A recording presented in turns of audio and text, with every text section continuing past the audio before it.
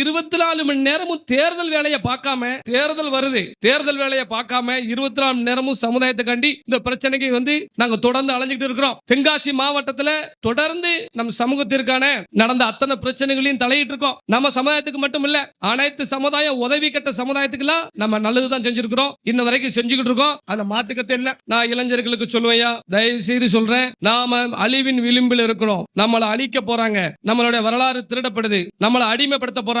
இப்படிதான் பல ஆண்டுகளாக இந்த நாட்டை ஆண்ட பரம்பரையை எப்படியாவது அடிமைப்படுத்தின ஒரு நோக்கத்துல தான் செயல்படுத்தாங்க.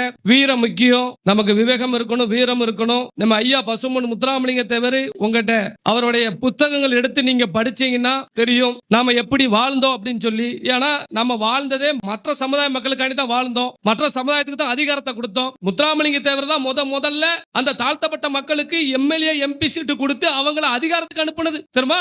அப்படிலாம் செஞ்ச எங்க